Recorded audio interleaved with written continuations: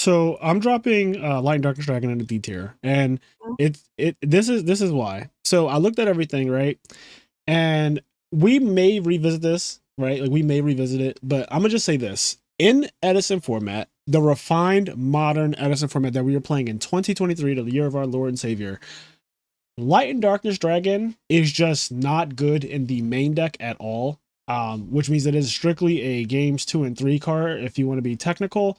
And that's because the matchups that are relevant right now, there's a lot of Frog, there's a lot of Value Turbo. There's also just decks that play Treeborn Frog that aren't even any of those. Like Diva Hero just plays Treeborn Frog because it's just good and correct to play it.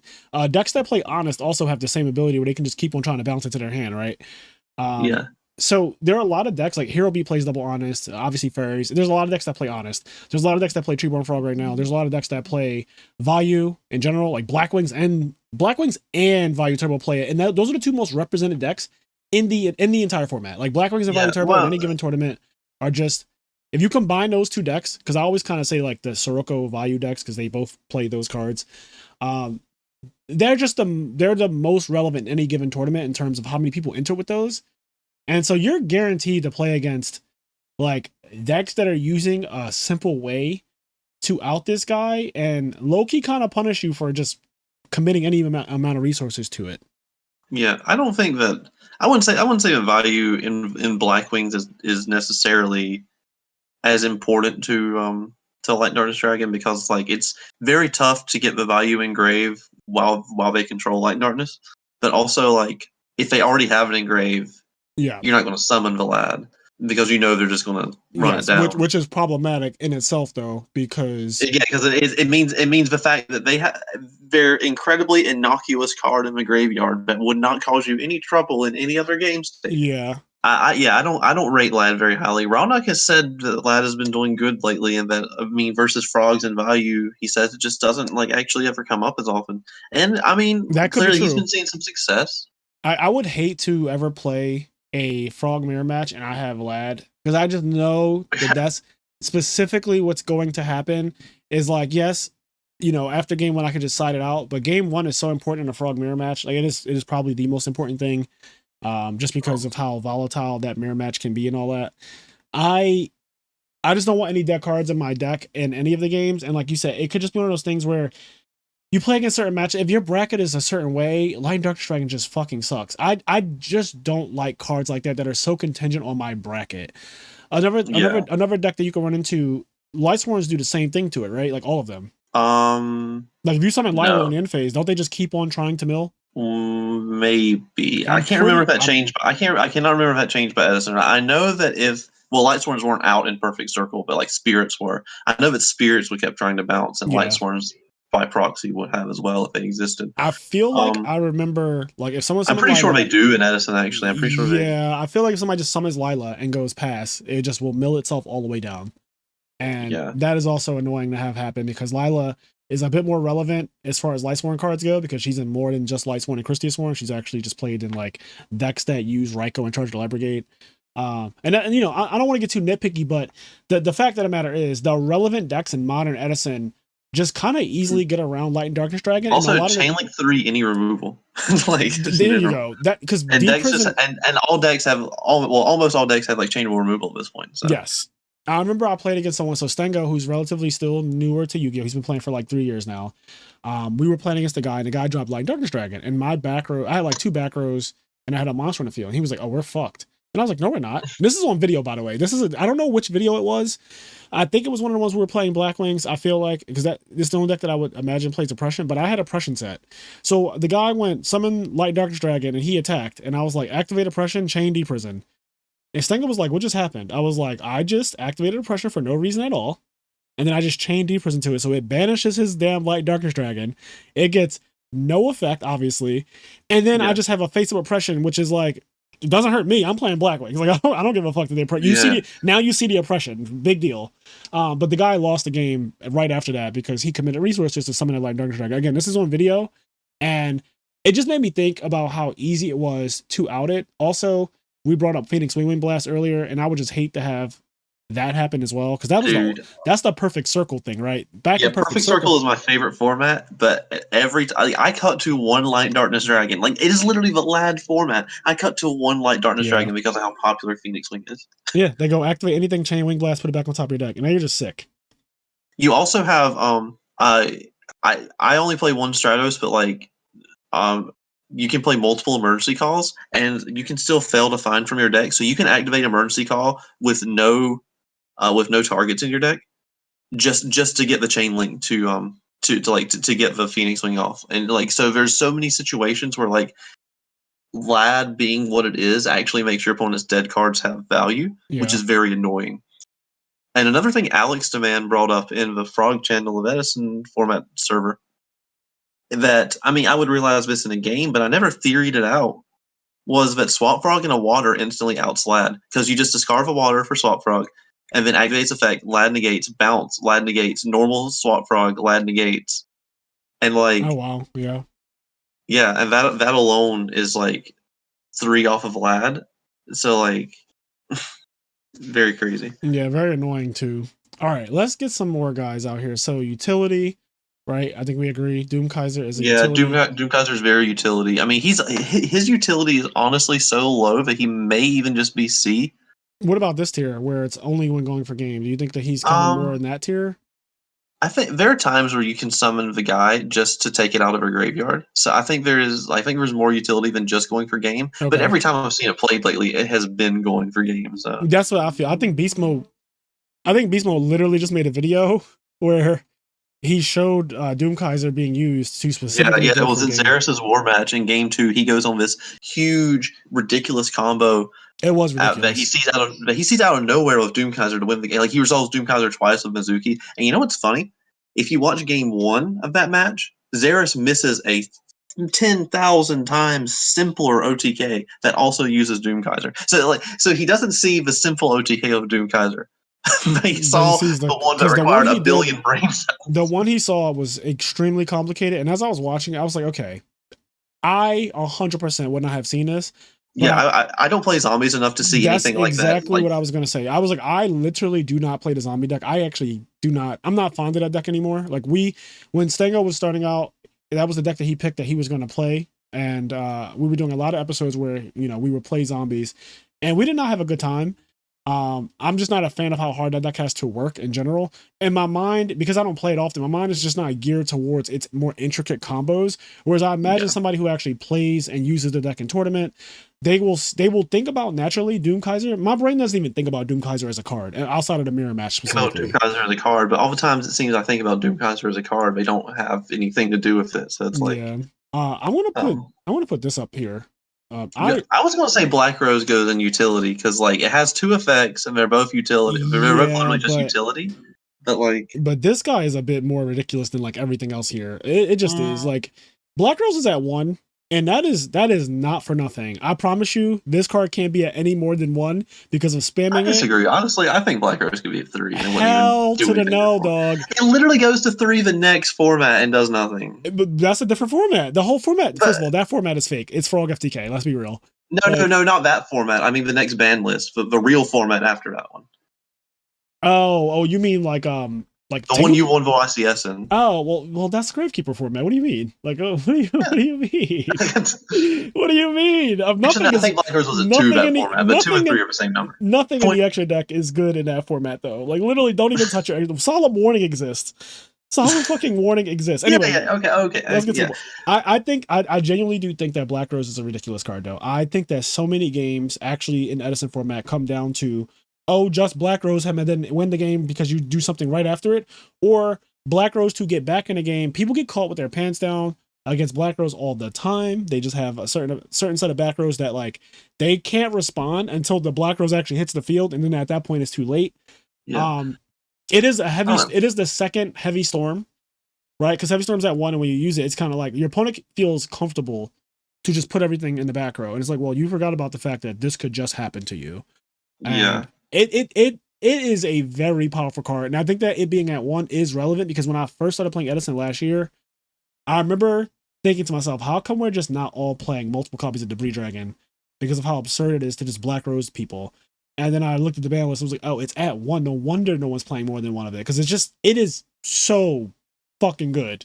Like, I personally I vouch mean, for I this card a completely lot. agree. Black Rose is good. I when I say B tier, I mean I would put Black Rose above Catastor It in the definitely is B above tier. is 100% above Catastor. And I just look at the rest of the tier and I'm like, they can't sit with you. Like, I just feel like they literally can't sit with you. And we were talking about how, like, Darken, there's nothing quite like this removal that it does.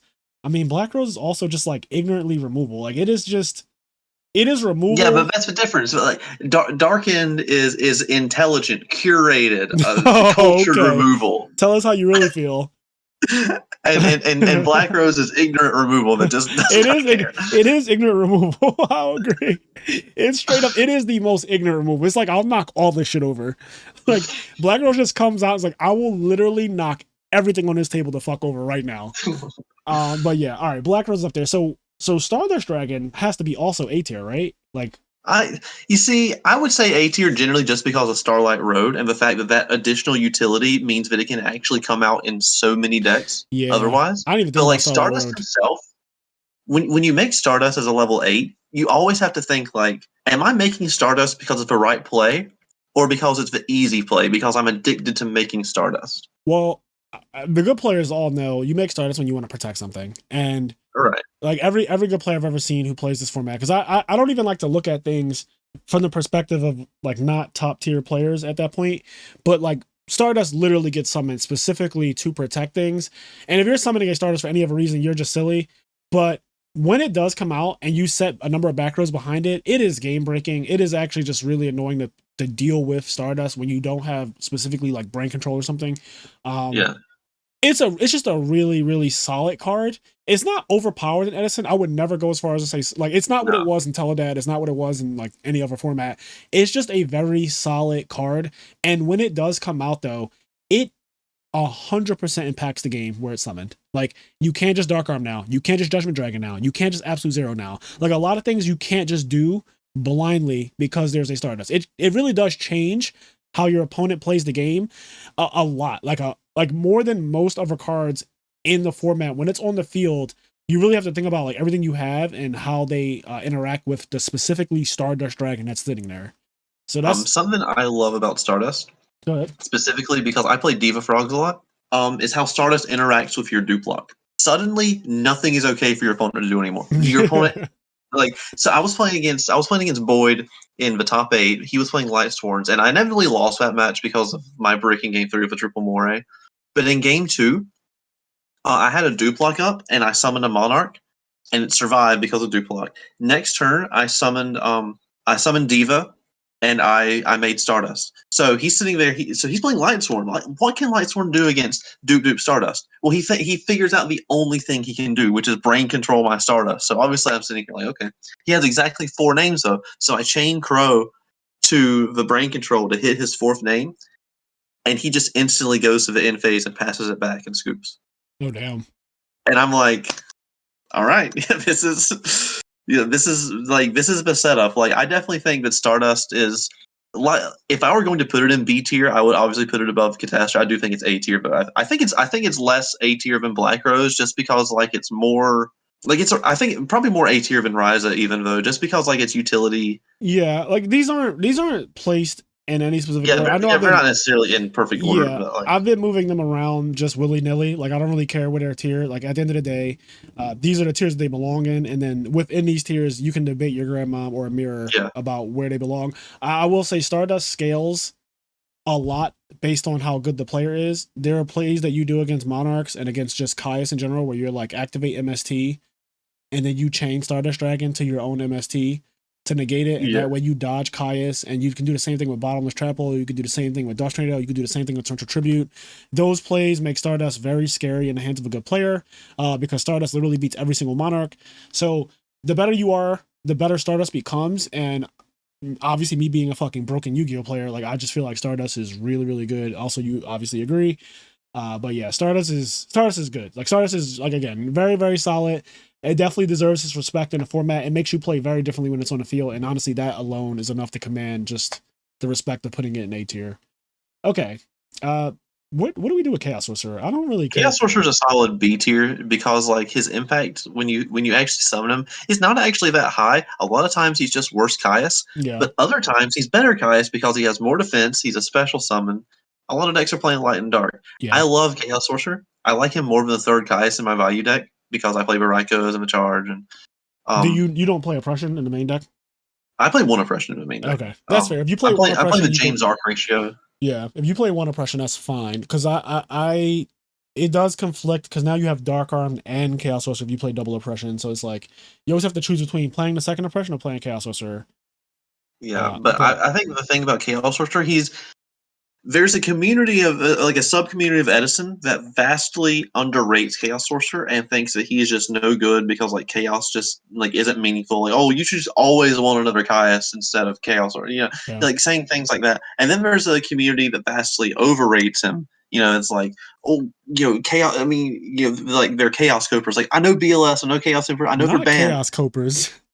but it's like I know they're banned, but Chaos Sorcerer is legal. It's Chaos has got to be good. Like, it's like. It's an in between. It's an in between, and Yeah, like I think the utility there is like really nice though, just because Chaos Sorcerer outs the same thing. Not all the same thing because Caius outs back row set yeah. monsters. Caius is an S tier, so like it's clear they're clearly Yeah, very different, right? Like you don't have to explain yourself there. If I'm being honest, yeah, like you can just yeah. But like Chaos Sorcerer outs all the same face up cards, yeah. I like that and Chaos Sorcerer is a good main phase 2 card too. You attack into a yeah, Gores, and you're just like main phase 2 summon Chaos Sorcerer banish, stuff like that. Like you could just catch your opponent off guard with Chaos Sorcerer. It honestly every time Chaos Sorcerer summoned on me, I'm kind of just caught off guard because one, it's at 1. So let's just start there. You can't really play around Chaos Sorcerer. It's kind of just like if they have it, they have it.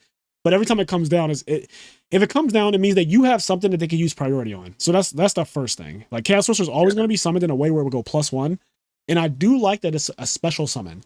That part is very yeah. very strong. It's a special It's summon. very important to like. Yeah, the fact that it's a special summon specifically is very good. We also just in our latest video, I believe, we actually used Chaos Sorcerer to win against zombies. Like we banished a Pyramid Yeah. Turtle, and our opponent the Chaos Sorcerer never left the field. Really, I think that when he Mirror Force, we book a wounded and everything. Like it never left the field.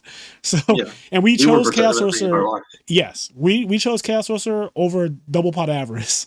And in terms of what cards to resolve, and it wrote out. So Chaos Sorcerer is very good. All right, I'm gonna put this thing in A tier. I'm not even gonna debate. Vanity's, I can't talk. I thought you were going to go the Christie route and actually put it in S tier It might because honestly, bro, it might be. It's just that like it's so like it's blatantly it's just very different because yeah, like it's it leagues below doesn't make a this. deck. It has a similar effect to the game state, but it doesn't literally create a whole deck based around it. Yeah, I mean if it's in A tier, it would be the top or it would be like the bottom of this tier because it's not as good as these guys. Blatant like it's just not. But like it's also probably better than like everything here. Like this card, the amount of games that this card wins, I mean, it literally beats every other card except Ryza in I that. guess it has to be here. When I'm looking at everything, none of these cards win the game, and this card actually wins the game. Like literally, well, I guess this guy also wins the game, but Yeah. it's on your opponent's accord. This doesn't care about what your opponent is doing. It's just like In fact, it actively goes against what they're doing. yes, Like it it actively cares so cuts off. little. Yeah. So yeah, I'm gonna put Vanities at the bottom of S because Vanities is actually that guy. So yeah, that's that. So the cyber package, what is this? This is B tier, right? I think they're Like, this different is, tiers. I think Chimeratech's B tier for utility, and I think regular Cyber Dragon is just C tier because it's like oh even though it damn. summons the Chimeratech, I don't think it's like I mean, I don't have high respect for Cyber Dragon either, but I do feel like I kind of like the utility tier, and what I mean by that is Cyber Dragon fulfills a couple roles. So yeah, it's a beater against like Black Wings, Hero Beat, Gladiator Beast. and it's a special summon that lets you tribute for a monarch when I'm playing frogs, Yeah, and and it doesn't get deck devied. So in games 2 and 3, I tend to side in Cyber Dragon against decks that can play deck devy with the intent that I will, and it has happened a lot where they deck devy me and I show Cyber Dragon in a monarch, and it's like this is the equivalent of a soul exchange, but I don't have to lose my battle phase. yeah, it's definitely very nice. Like um, it's kind of it. Lately, I felt like it's been a pretty mid card. Like Well, that's I've cut it from several side decks. I have to, and there's a reason for that though. I think that machine decks, like that Machina control deck that made like that huge breakout a couple months ago, earlier in the year or whatever, it just disappeared. Like I don't know if people Yeah. just aren't playing it or if it's not topping or what the case may be, but I just don't see that deck anymore really. And I mean, I think the one guy did top with actually, yeah, well, somebody topped with Black Salvo, right? But like, Yeah. With it's just not Boom. it's not enough people playing the machine deck is what I'm really saying. Like, I don't care about what Yeah. tops because at the end of the day, like the results aren't Plus, really what's also, important. I've been playing frogs, and frogs don't care about anything that deck does. They don't. But like, I have noticed that there is a lack of decks that you just all size Cyber Dragon that you contact with whatever their field is. There just aren't many of them anymore. And that makes Cyber Dragon not as good. Like it still is a great side deck card, but it was way stronger last year when there were just more decks to contact against in general. Like people were more inclined to play janky decks that were machine based and stuff like that. And I think now there's just a lot more of the S tier play. Like people just every round I basically just play against somebody playing an S tier deck, like a Blackwing, a Yeah. Value, a Frog, a Lacristia Sworn, Zombie, stuff like that. Like I'm just so used to playing against those decks. It's very rare I play against anything else at this point, and Cyber Dragon just tends to not actually be that great against the S tier decks. Like it just so happens that it just really isn't that great against them. But it Yeah. is a utility card, I would say, and honestly, just better than these guys.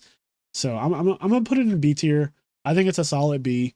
It seems weird to have this guy in there and not have the Cyber Dragon in there. With Yeah, I it. mean, they do kind of go together. Like, you can't summon one Yeah. without the other, but So we have. Oh, I never put Silverwind in here, but Silverwind is also just kind of in this category too. So, um, Armwing, Armor Master. So these cards is interesting because it's one of the best decks in the format. They are vanillas. But yes, then in the other deck, so in Value Turbo, they're vanillas. they are very real win conditions. And they are literally like actual, like in a Blackwing mirror match, summoning Armor Master is actually cracked. And Yes. then and when Blackwings plays against decks that set monsters, which a lot of them do, this Mhm. guy trampling over a Raikou is just 2,600 damage. And I don't know who lied to anybody, but that is not okay. Like that 2,600 over a monster is unreal. It is actually so much of your life points, especially when we're talking about Blackwings doing that, because that is a damage deck. It is the goal of the deck. So Yeah. these two are very good. I would say they're also utility guys because they kind of have the same thing going for them where like they are. I kind of feel like, honestly, I kind of feel like Armor Master's A tier because he's 2,500, which gets over Monarchs, which is a very important thing to do for value. I was gonna say that's a bad thing too, though.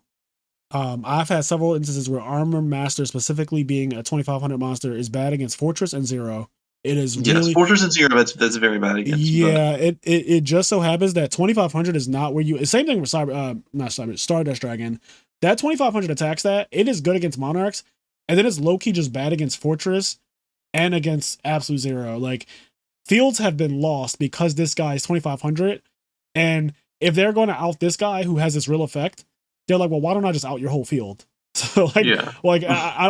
that does low key trigger me a little bit. That it's not. If this was 2,450, it would be a better card. Like high key, Yeah, that's, yeah. like high key, it would be a because then two outs that I just named go away. Like Fortress and Zero outing this by just crashing into it is just like obnoxious. Whereas if it was 2,450, it was like, well, sure, you attack it. I don't even take damage, and we can just play the waiting game. But yeah, these guys are great though. These I like both of these. I played a lot of Blackwings again, so I'm partially biased towards them, but I do think they're genuine utility anyway. Like they're just actual utility. Okay, it's taken a while, but we have not ranked Goyo Guardian. This is what? What tier is Go? Is it A or B? Goyo's A. Goyo's like the tip top of A, and the reason he's not S is just because, like, I feel like, unlike Brio, when you go to Brio, you're expecting the game's over. Yeah, Even if you don't actually win that turn because you put them on the clock and like Brio sticks and just like keeps bouncing their stuff. Goyo, there's so many out, like brain control, just like being able to top deck a Monarch. Like Goyo can take a lot of tempo off the opponent, it and he does. can put a lot of pressure. But like Goyo rarely himself threatens to immediately win, because if Goyo's ever threatening to immediately win the game, it's actually because he's a vanilla. He's just doing the 2,800. He's just Yeah, being a 2,800 level 6. But 2,800 is like, also. I don't know. I actually don't know what Konami was thinking when they printed this yeah, card because he's also one of the first synchros ever created. He's in the first pack of synchros. yes. And I think they meant for him to be a level 8, or maybe they. something went I don't wrong know. in the design of this card. Like R&D, I don't know if they intended for the Earth Tuner thing to be there from the start because that's kind of hard to do in the beginning. But like something about Goyo is wrong. And just like you could just change one thing about it to fix it. But the fact that all is 6 stars is 28, 2000 defense. It was at 3 when it came out for a long time too. Yeah. It doesn't, it's generic, so it doesn't have any like it does now, but it didn't back then. It doesn't have any restrictions on how to summon it. Like, and then it came out at the same exact time, the same day as Gaia Knight, the Force of Earth. That's the level 6 god, that's 2600. That doesn't have an Actually, effect. wasn't it like a week later? Because like Maybe, the starter decks. I don't know. maybe But where you lived at, but where I lived at, we got things a little early, and they were out on the same day. Like the guy put that's the box, crazy. he put out the starter decks and the Duelist Genesis on the same day. I don't know if that's the set, but Yes. yeah, he put those sets out. I just remember 2008, I think it was 2008, Yeah. Teledat and all that. That was just like a wild time, and I kept staring at Goyo Guardian and Gaia Knight, thinking out this Goyo Guardian card needs to be eroded. I was always just kind of on it, and I just thought this clearly needs an errata, right? Like something is wrong with this. Like this is, I was like, either its attack is not actually 28. I was like, maybe its attack is low key just like 2200 or something.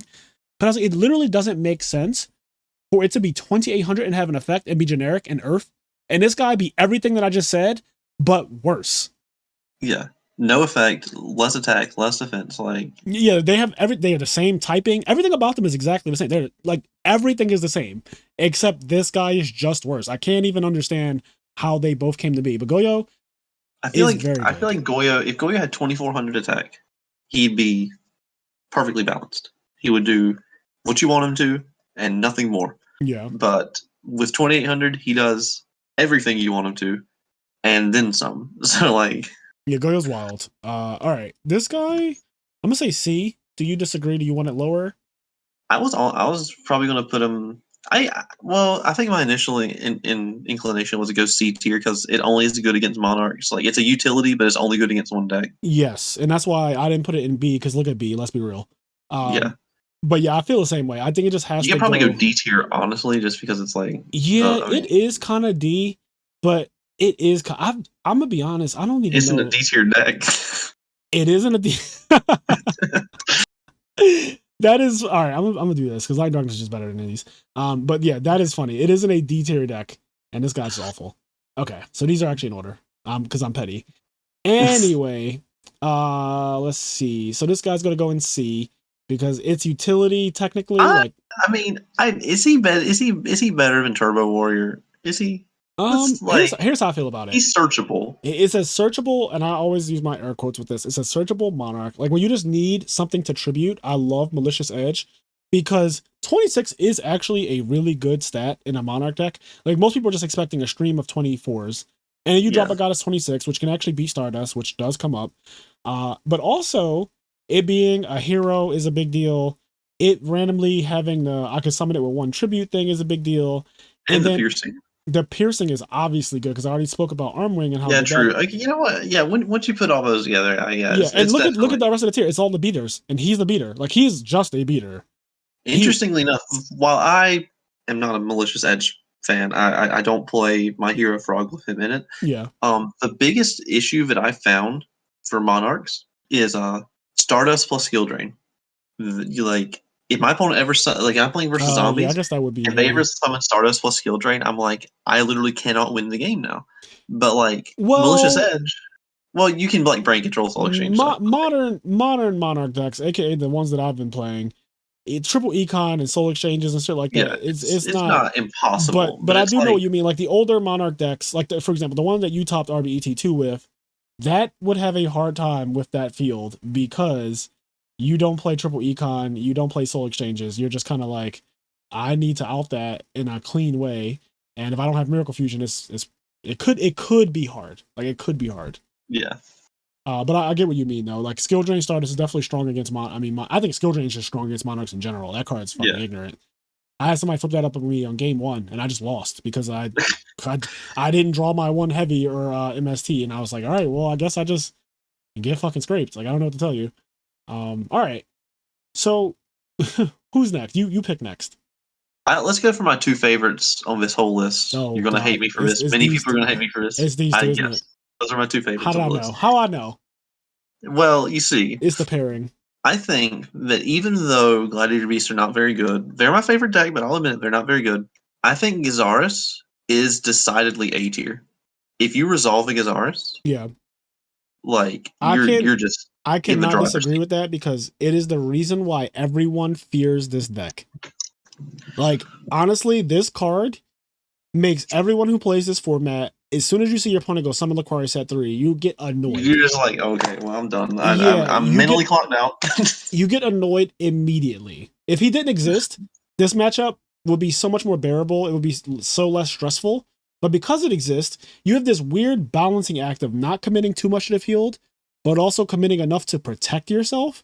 So, like, if you get punished for trying to protect yourself, aka trap stun or anything like that, you're just sad. You're like, well, I had to set the bottomless and the deep prison because Yeah. you know my opponent could have came at me from 2 different angles, so I wanted to have both just in case. But then you end up getting like cold wave or trap stun or something stupid like heavy whatever it is, and you're just upset because this guy literally just takes all your cards away and punishes you because you decided to literally play Yu-Gi-Oh. hmm And alongside him, I think Heraklinos is also A tier. I mean, like, anyone who disagrees with me, just read the card. I implore you to read the card because because Heraklinos is very difficult to summon, but when you do, someone wins the game. If your Heraklinos gets outed, Yeah, you that's lose. true. Your opponent wins. But if your opponent, But when we okay, so Glad's is a boss monster deck. Let's like none of their like you never even have to summon the boss monsters to win with the deck technically. yeah, But you like don't. when you do summon them, you're like, oh wow, this is why this deck was tier 0. It's never Heraklinos by himself though. It's always with the You're chariot right. that Yeah. specifically wins the game. I But low he's too key. good for utility. He's not just utility. I mean, he's like Here's my problem with him though. The summoning condition is a bit rough. I'm yeah, gonna be like I say, honest. he's not very easy to summon at all. Yeah, it However, kind of because like Gyzarus is super easy to summon. Like it's but actually a if you joke. went like Prisma to send the Bestiari to make the Gyzarus, once you tag out, you can go Laquari Darius and then summon Bestiari, and now you've made him. So he's actually Well, no. If you went Prisma Test Tiger, then you had to use theirs to or make the no, Gyzarus. if you went Prisma Test Tiger, you don't have that. But if you went Prisma next to an already normal summoning Gladiator Right, beast, you do. right. So I struggle with the idea of this being in A tier. I'm gonna be honest. I feel like we are gonna get hell for putting this in A tier. You can put him in B tier, but I personally, think I feel he's like B. now one thing I do tell people is like if you want to get good with Gladiator Beast, I tell them to take Heraklinos out of the extra deck so that you never make him, so that you can Yeah. never make him at the wrong time. That's some shit right there. But like, When you have Chariot, it is actually the best boss monster in the entire format, and it's not close. yeah, absolutely. Like it Like you actually goes to cannot the lose the top. game. Yeah, It it feels goes to like the top of S tier, which is actually crazy, right? But like you the specifically second need you to don't have have Chariot, Caius just comes down and ruins your life. yeah, like anything, honestly. It's not even like it's so many things like oh Catastor, like summon Diva, make Catastor Yeah. attack. Like it's just or like make Catastor, I don't even have to attack because what the fuck are you I mean, gonna do? to be fair, I mean, like even if it's not Chariot, if it's bottomless or prison, then it's literally just Caius or I guess Ryza at that point Yeah. balance it. But like it is very fragile without It needs the Chariot. specifically good defenses. Yes, I just have to put it in B. I'll put it high B, like right there. But I do think that it is a bit lower than like when I look at these guys.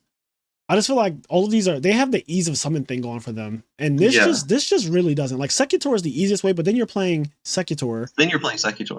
and so it's just like all of these come out way too like these can all be 2-card combos or whatever that are Yeah. really normal to see. Like they're not even crazy 2-card combos to summon. Some of them can be one, like Starlight Road, Tree Bird Frog into Rise or whatever. You get the idea, but like maybe we should have a like when we go and reevaluate this, maybe we should make a new tier that's like called fluctuating, where Yeah. like the game state can determine whether or not. that is how I feel about this. I feel like if there's a fluctuating, so a tier between A and B, where it's like utility but also broken, because he is Yeah. utility and he's also broken. Then and same thing with like Titanial is like she is actually insane as a card. Like when you read the card, you're like, well, nothing else is a there are no negates. We don't play modern Yu-Gi-Oh! Right? Like we don't play with a board of negates. Yeah, Titanial and Heraklinos are very special in the fact that they actually save a word, negate the activation. Yes, like Stardust, Titanial, Heraklinos, but they are in this tier because they're much worse to summon than Stardust is. Yeah. And that's like the problem with them. But they also they can solo games. Like Heraklinos and Titanial can literally solo games because of their effects. Like their negative and their attack stats are ridiculous. Yeah. His is actually more because he's fucking 3,000, so he's not even like you can't even Yeah. crash it with colossal whatever. Yeah, he hits the highest attack tier in the format. Like, Yeah, that other is than that is the well, Trident Dragon, air quotes. I mean, he has 3,100 or whatever. But I thought it was 3,000. is he three? No, actually, I think he is 3,000, and Yeah. 3,100 is. I always get him. I don't get him confused. Like, I know Gotham's has. Oh, we forgot Gotham's, but I know Gotham's definitely has forgot Gotham's. 3,100. Yeah. But but I always think Trident Dragon is like Dragon Gotham's, but you're right, he only has 3,000. Yeah. All right. This card's like ass, but you have to play it in a Christius Warren deck because it's a fairy that manipulates a It's a graveyard. D tier bow. Like, You think well, D? it could be. I was gonna say It could like be C tier just because like it's level 6, so you can make the sinkers like that. yeah. I think that it's a means to an end. It is, but it also uniquely fulfills a lot of other things. So honestly, it's not good enough to be in the utility tier. Like it's just not. It's not good enough to be in utility. But it's also But it's also not like malicious, where like you're right. always you can still summon soul and have it be 2,000 damage, whereas Correct. malicious is never going to be. But well, not never. Never say never. Never but say never. But generally, malicious is not the thing attacking per game. Yes. Okay. I have very low experience with this card. I've only seen it played by people who love Kuraz, like Karpath and our teammate Rodnak. So I will explain something about Kuraz. It's probably B tier if I'm going to just say based on like the utility idea, but I don't know. I believe that it is D tier because Jesus. Every Kuraz deck that I have seen lately has been cutting Kuraz. Okay. Well, I'm going to put it there because I'm going to take your word for it. And then honestly, anyone who wants to give us shit about it, just go to Cameron, like go to his page. I'm going to tag his page and just like leave like flaming hearts or something under his comment section. They like to bully me anyway, so I mean, I'll just give them the content. Leave flaming hearts under his shit. I don't know what to tell you. Okay, Android is like in this tier. Is not as good as anything in this tier, but it's also not. I like Android as utility, not for the life point gain, but for the fact that versus value it's 2,400. Yeah, it's a fine card, but look at this. Yeah, I can see it being C tier just from the nature of. Yeah, it's like the thing you go into. Maybe higher C tier for being pedantic, like above Gattletron. Again, a tier between these two could exist for sure. Yeah, and Android would be in that tier, no question. It is definitely better than like pretty much everything in this tier. Like if I had to do stuff, I would be like some like, oh wait, here we go. So what the hell? Okay, it would be like something like this because like these guys are genuinely just whatever. But like these two, I feel like are cut above the rest because of what they actually do. But I also feel like this, and we talked about this before. When people go into Android, it's often because they just don't have anything else to do. And it's kind of like, it is the most, I don't have anything else to do, so I'm going to go into Android. It's just that card. And these are literally, I'm going into this card because I have a reason. Every single one of these, I'm going into it because I have a reason. This is literally like, well, the field is open. I have 5 stars on the field. I'm going to turn this Shura and this value into an Android because I don't have Vigorous Attack. I'm going to turn this Diva into an Android because it's turn 1 and my hand is kind of ass. It literally is just that. So I'm going to turn this Diva into an Android because it is time and I will win. Okay. All right. So Machina Fortress. This card is really good. It enables decks on its own. I think that the deck that he enables is like not exceptional in my opinion. It's not an S tier deck for sure. It's an A tier deck though. I think that like all the decks that play, any deck that plays Fortress outside of gadgets, I think is an A tier deck. Nah. Nah. But like Fortress is a really good card. It is extremely easy to summon, which one of our criteria is that. It has a pretty decent attack stat. Like the 2,500, I talked about it earlier with the Armor Master and the Absolute Zero, and like 2,500 is actually perfect for Fortress because of like his effects. Crashing of Stardust. Yeah, so he low key is pretty decent. The worst thing about him is that he's a machine. Like that is actually his sin. The sin of this card is that it's a machine. If we were to go back to that tier between A and B that's like fluctuating depending on game state, I think he'd be there. Yeah. So we can probably put him around Gyzarus or around high up here. Yeah, like high up here. Like it would be somewhere. I'll probably do this, honestly. He does create a deck on his own. Like that is a point in his favor to being A tier. Yeah, I'm gonna do this. Because I just don't want people to buy too much into the Glabbies. But okay, utility for sure. Yeah, how does utility? This is being played in that Twilight Princess deck or whatever the D hell, tier. Twilight Knight. All right.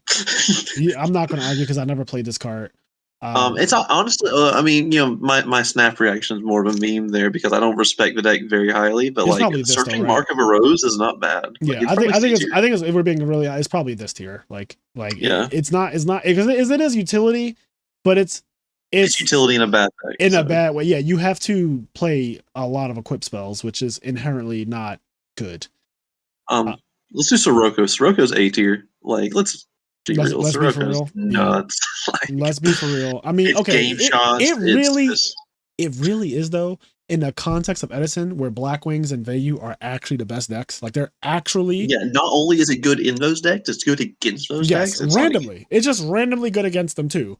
Um, you'd be hard to find a reason not to include Sirocco as one of the best boss monsters. It literally wins games on its own, like a Dark Arm Dragon or something. Like yeah. it's weird because you honestly wouldn't look at Sirocco and think to yourself, "Oh, it's a boss monster," but like it does so much damage. I was playing against my friend Vinny at the PS5 tournament a couple months ago. It was like in February, and we played round one. He ended up winning the whole tournament. And game 3, I ended up losing because I was winning the whole game. I had a field of Blackwings, and he goes draw, activate Whirlwind, summon Sirocco. I don't know which one he drew that turn. It doesn't matter. Probably the Sirocco though.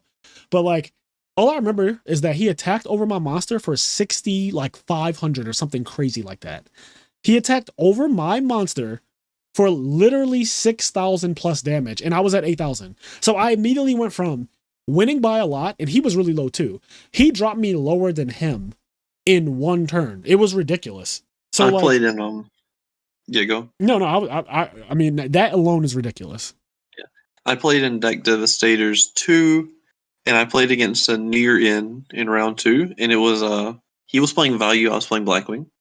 And he goes turn 1, he goes Grapher combo, and he makes the Armed Wing. And then he's like, okay, well I don't want to get got by Vashura, so I'm just gonna. He doesn't have any back row, so he's like, okay, I'm not going to get got by Vashura. I'm going to special the Gale and make Armor Master, and then he passed. So he ends the field. He ends with Armor Master, Armed Wing, and 3 cards in hand. So I draw for turn. I don't even have Whirlwind. I just summon Sirocco, special Gale, pump the Sirocco, have his Armed Wing attack, drop Kalut. It's like 8400 or Yeah, something. that's just not okay. Yeah, Sirocco is it's a ridiculous card. I sided in my frog decks because again, it plays around deck devastation virus, but it also happens to be extremely good against the decks that play that card. Yep. And yeah, it's a really, really powerful monster. It's for no reason at all. They decided to make the Blackwing deck, a deck that already has incredible stats, have a normal summon 2000 attack monster. It's just not fair. With excellent levels too. Like level 5 is actually really good. I don't really have my. It's just Sirocco's broken. Okay, Yeah. this bitch is broken too. Celestia is broken. I don't know what else to say. Like it mills 4. It's a utility monster for sure. It's actually incredibly good. Like really good. Yeah. It's one of the I cards wouldn't. that I like. wouldn't say that Celestia wins games the way Sirocco does. Yeah. I wouldn't say Celestia doesn't win games because I mean mill 4, randomly hit wolves and like hit yourself to like 4 Lightsworn names and then pop 2. Like that's obviously wins games, but it doesn't outright win them the way Sirocco does. Yeah. And like it also only gets its effect if you tribute a Lightsworn. Sometimes that's even not an option. Yeah, and it has a weird attack stat. Like 23 Yeah. is just that like you're 100 lower than where you want to be. And it'll always be a tribute summon. Like it'll never like Sirocco can just be a normal summon, like out of your hand, just normal summon for free basically. But Celestia will always be a tribute summon. You do need specific things to get the effect off. But in the context of actually using the effect, it is a very, very powerful effect. It is a very good card. It is a utility card. It's a fairy. It's light. It's a Lightsworn name. Yeah, it does a lot of things. It does a lot of things. Okay, the last card on here is Dark Evil Gaia. Hero. Yeah. I don't know where to place this because I have a very bad experience playing this deck, as you guys probably recall from the video where I literally raged playing this deck after it topped. But yeah, I don't know. Well, first off, let's talk about in the individual pieces. Ease of summoning, exactly the same as Absolute Zero, other than the fact that like the particular monsters that make up Dark Gaia are a little more difficult. But like you got to consider the context of a deck you're playing it in. Like a Dark or a Fiend and a Rock are not difficult in that deck in the same way that a water and a hero aren't difficult in hero decks. Correct. So like, you have Dark Calling is just Miracle Fusion. You pretty much have the same materials, any 2 monsters in your deck, effectively. Yeah. So like ease of summoning, I mean, it's up there. Impact on the game, you flip all their hamsters and Rykos for no effect. You flip their fluff tokens or whatever to attack position. Like you do just tons of damage, probably winning the game outright. So I think on those 2 merits alone, it's probably A or S tier. But then when you consider power relative to the meta, the Dark Calling deck plays a lot worse cards than the regular hero decks do. However, the fact of the matter is that like when you're summoning it, you can summon it off of Gore's, Caius, Fossil Dyna, very good cards that you aren't actually upset to have in your deck. But then you have to consider the Prisma, the big piece golem that you use to summon it. Oh, gross. So with all that being said, I think it's A tier just on the fact of its damage output. Like, it's crazy. Dark Gaia B tier probably to go straight to hell. Really? I refuse to put this thing higher than C tier because of the cards. I had such a bad experience. Maybe with that the deck. cards that you have to short, but it is. Oh my god, Big Piece Golem was in my deck. It was in my deck, Cam. It was in my deck. Like I had a big piece. I had a fucking Quackimero Guardian in my deck, which honestly, that card's good. That card's good. It's not the worst card, but it's also just Quackimero Guardian. Like, come on. Okay. It's a Doom Caliber Knight that you can choose to use. You need to have other rock monsters in your hand, which means that your deck is filled with rocks. Really. Because so you summon into a set monster. If it's Hamster, you're going to negate it anyway. If it's Raikou, you're going to negate it anyway. You don't actually need the rock. I wish games always played out like this. But you're also probably going to have a rock. There are a lot of situations where you don't care, but you don't have a rock, or you probably just do have a rock. But realistically, your deck is probably filled with rocks, which are bricks, which means that this guy. I mean, okay, let's look at what our rocks are. Fossil Dyna, Grand Mole. They're not like. Fossil Dyna is nice, but the deck also plays Legendary Jujutsu Master in the main deck, and I can't. Dark Gaia, have you read Shura? Right. I have read Shura. I've also read Snowman Eater. That doesn't stop Blackwings from being absolutely fucking ludicrously broken. Like they don't give a fuck. And Dark Gaia, straight to hell. You can go straight to hell. I'm ending this off on that. Let's look at everything now. This is nice. We have a nice spread, right? Like B tier has the most things in it. That's because a lot of these guys are utility. This is our utility tier. C is like our beaters, which honestly, it has that Gajilatron Dragon. It's like if you don't have the bottomless, can you even bottomless him? I forget. Yeah, you can bottomless him. Okay, because I know that Dark Calling or one of those cards says like, I'm never going to let you, but you can. Okay. Oh, it's one of those. I forget how Dark Calling works. Does it have a special effect where the monster can't like die or something? This turn? It can't be targeted the turn when it's summoned, so you can't prison it, but you can bottomless it. It can genuinely be bottomless, and it will be banished. You're saying okay? Yes. So it is a huge beater, and this tier is basically for like beaters or things that are not as good as these fucks. But that's just how I feel about it. I don't know. Yeah. I think this tier is accurate. Like the only going for game. Doomkaiser is probably a little bit better than only going for game because you can just in neutral and especially in a mirror match summon it to do like cool things. But I think that at the end of the day, you are setting up for game. Like even if you don't kill that turn, you probably swung the game so heavily that it is game anyway. It's kind of like that thing with Christie. Is like, yeah, Christie is not game when you summon it necessarily. That you don't deal 8,000, but like be for real. Yeah. I think this tier is fine. I think it's funny that Kuraz is in D tier. I don't have enough experience to put it any higher. And you said that people were taking it out of the decks that actually played it before, which is funny. So that's just it for Kuraz. Now, let me see. Is anything? I know we talked about Titanial, but that would be in that like in between tier. Yeah. How do you Titanial, Heraklinos, and probably like Oh, I'm just doing shit. I don't know what I'm doing actually. Okay, wait, let me fix this. How do I okay, there we go. I was trying to see if like choose a label. Yeah, add row above. Okay, so add a row above. There we go. Yeah, and we can call it what do you fluctuating. I like that. So we would put in like a Heraklinos. Yes. Titanial. Yeah.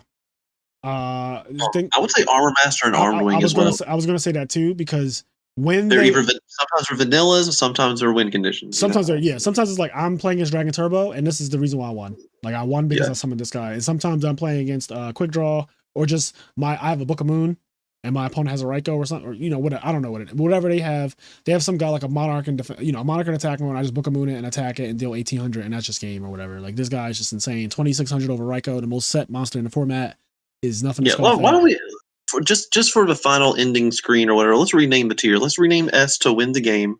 Okay. A tier would be great position. Okay. So we have a fluctuating tier. There we go. Yeah, we have a B tier would be utility. Yep. C tier would be damage output. Yes, definitely that. I like that somehow. These tiers, we didn't name them going into this, which we totally could have, but things kind of fell in a place into a way where they like. Yes, like this is the only tier we really named beforehand, but honestly, all these tiers kind of had the same theme going through. Okay. Oh, and D stands for do not play. Oh God. I should capitalize. Yeah, there we go. All right. Yeah. Okay, so I think this list kind of like has a. It's kind of like the way it panned out. It's kind of like a neat breakdown of like how to like analyze cards in the meta in general. Yeah.